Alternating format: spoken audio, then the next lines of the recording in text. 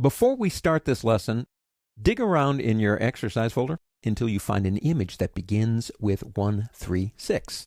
We're going to Stonehenge. Now, I like the image. Kind of a overcast, cloudy day, which I hear is not unusual for that part of the country. I want to increase the contrast some, and using levels is the way we're going to go. But I also decided that I want to control the sky separately from the foreground. So that involves selection. So I'll tell you what, that sky looks like a pretty easy target to select. So I'm going to come over here and pick up my magic wand tool.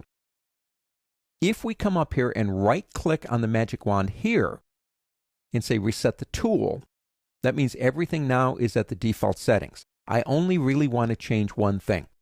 I want to give myself a bigger sample size. I'm going to go 3 by 3. My tolerance is 32, and that's how much it selects based on the sample. And also, I look at this image and I'm thinking, maybe I could get a more accurate selection if I made the selection using a channel and then basically came back to my layers. So let's go into channels and see what we have. We have red, green, and blue. And I think blue will do it. We can make a selection here and go right back into layers. Now, with all my default settings, except this one right here, 3 by 3, I'm going to click right about here. Got that whole top section with one click. Now we have other areas. We have this one here. Now I'm going to hold the Shift key. Don't forget that. Shift click. Shift click here, up here, over here. Squeeze into this area right here, I suppose. And then squeeze into this little area here and Shift click one more time. All right. Got them all, I think. Let's go back to RGB and then go back to layers. I think I want to work on the foreground first. So what we'll do is say select inverse. And if you still have the magic wand selected, which I do, you can get to refine edge right here if you want to check it out. Now we have it against black. You can choose something else if you want, but actually that looks pretty good. I'm happy with on black. What I want to do, I think, is smooth it just a little bit. And bring in that edge, because I can see some areas here I'm not all that happy about. So I'm going to shift that just a little bit, like that.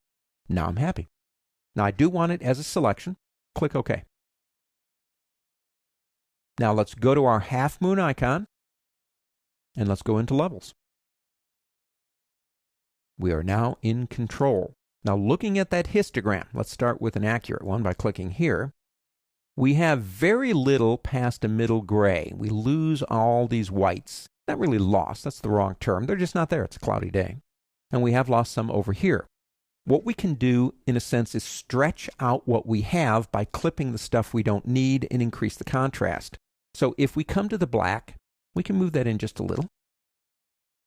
And we go to white, we can go quite far with white. That's a little bit too bright.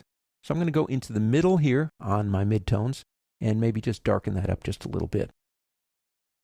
Anytime you want to stop and say, I wonder what that looks like, we can show hide right here. I like that. I'm very happy with that. Now, how do we get the sky? Well, the selection we made, come down here to Levels 1. Hold down the Control key, that's the Command key on a Mac, Control key in Windows, and click. Now, there's the selection of the stones. Inverse it again. Create another adjustment layer for levels. You can have as many as you want. And begin the process again. Now, as you can see, we don't have much. It's mostly light stuff. So if our concern is to increase contrast, then we stay on RGB. We can move this over and watch what happens. We can make that sky really foreboding.